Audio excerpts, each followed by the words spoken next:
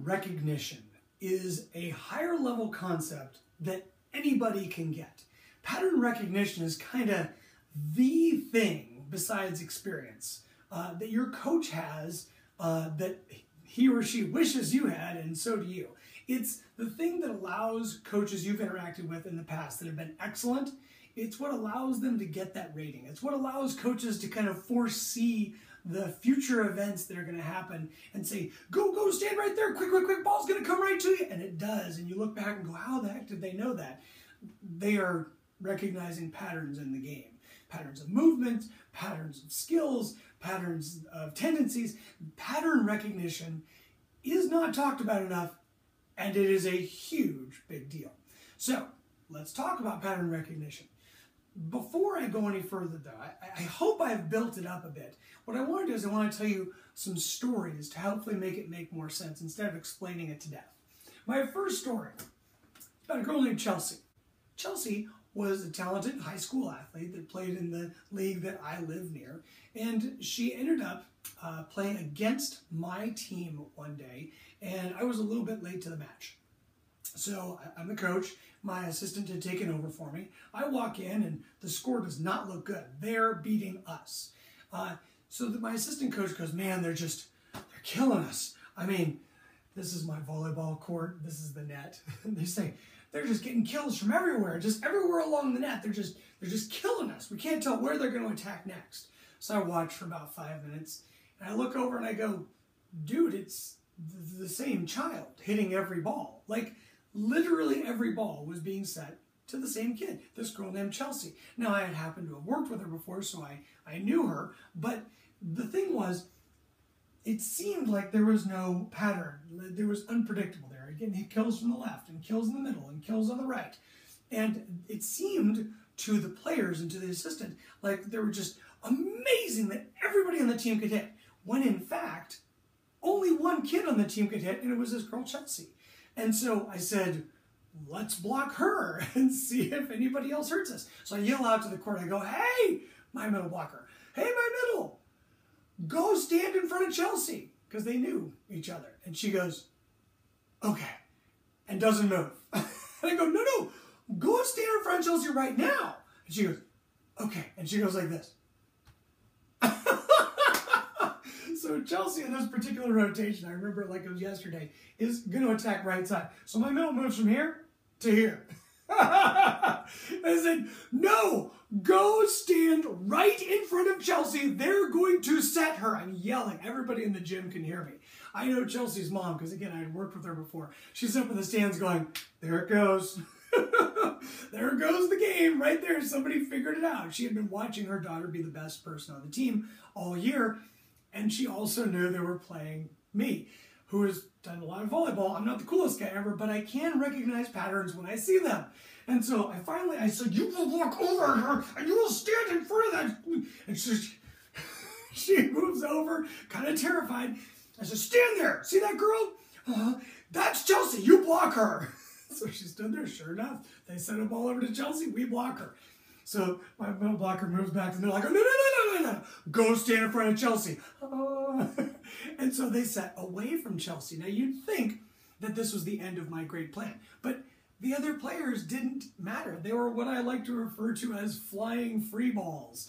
They would hit, boo, these little things that were like easy down balls at us. So I don't care if somebody does that to us. I care if Chelsea keeps crushing the ball and beating us. So to recognize the pattern, well, there's no pattern. What are you talking about? It's from everywhere. No. It's the same kid. Pattern recognition doesn't necessarily, you can't say, well, all the hits come from here and they go down the line. That happens sometimes. But pattern recognition is just looking for any commonality that is out there that you can use to your advantage or somebody else's disadvantage. So, a second story. Mr. Abad. Mr. Abad was awesome. He was the trigonometry and calculus teacher at my high school. I never had the good fortune of having him in class, but he was really cool and would play the intramural sports at lunch with the students. And he was a very good basketball player. And so my team ended up playing his team just prior to the championship rounds. And basically, if we won, we were going to be in the championship. If they won, they were going to be in the championship. And I was sitting there going, oh man, how are we going to beat A-Bad's team? They've beaten everybody except the varsity players. And so my friend, who played basketball better than I did, said, well, you're going to stop A-Bad, meaning me. And I'm like, how do you expect me to stop him? He is the best player in the league that's not on the varsity team. And he says, well, A-Bad only shoots from 2 spots. He likes this spot here, and if he can't have that spot, he'll do a layup from here. That's it. He literally won't shoot anywhere else. So he says, you, Griff, you are going to make sure he does not get that spot. And when he runs and tries to do the layup, you beat him there and block him. Now, I got this assignment because I wasn't the greatest basketball player, and I was much more valuable as an athletic defender than an offensive score maker. So the people that were better at basketball did basketball things to score points. I just got into A-Bad's way, and literally in the 2 spots that had been pointed out to me, I was given the instructions, just like my note, you will go stand there, you will not care about anybody else. They said, we don't care if the ball gets passed, we don't care where he runs, you care about those 2 spots, and you make sure that it doesn't happen from there. Because those are the spots he likes, those are the spots he goes to, that's where he wants to score. He rarely misses from there. Other places he becomes a very normal player. If he beats us from other spots on the court, you, Griff, have done your job, and it's okay. So I was given permission to fail everywhere but those 2 spots. I'll be darned. We were the only non-varsity team to beat this guy, and I know right now, I'll tell you right now, it was because all I did was play defense and let other people do all the offensive work and make sure that he did not get those 2 spots. And he scored like 2 points where he usually scores like 7 in a game to, I don't know, was it 10 or 12? I don't know.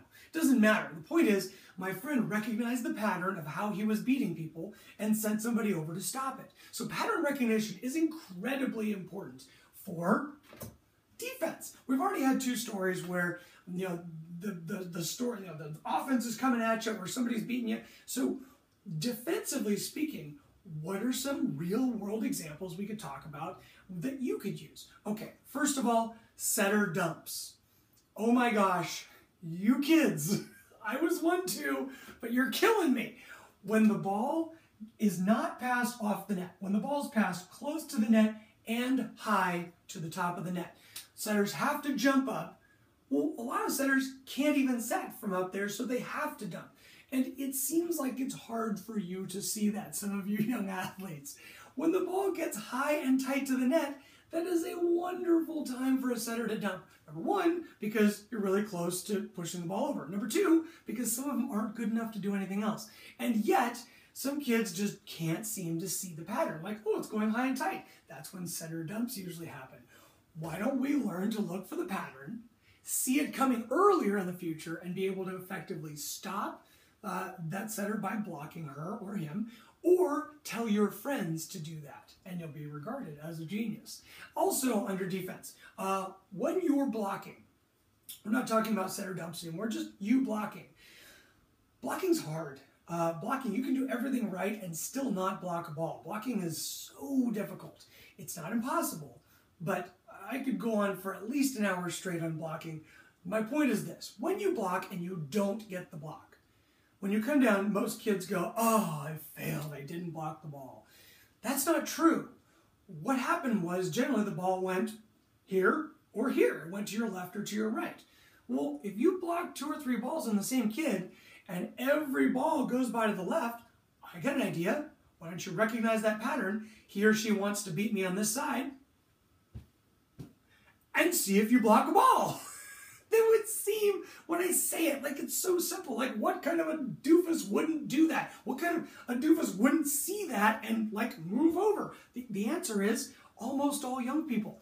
This is what coaches do. They recognize patterns, and they go, hey, they're just move over.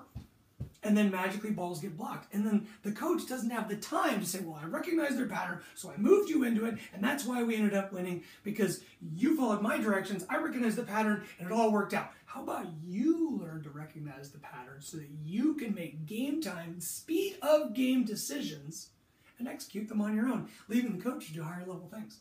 Besides defense, we can also use pattern recognition for offense.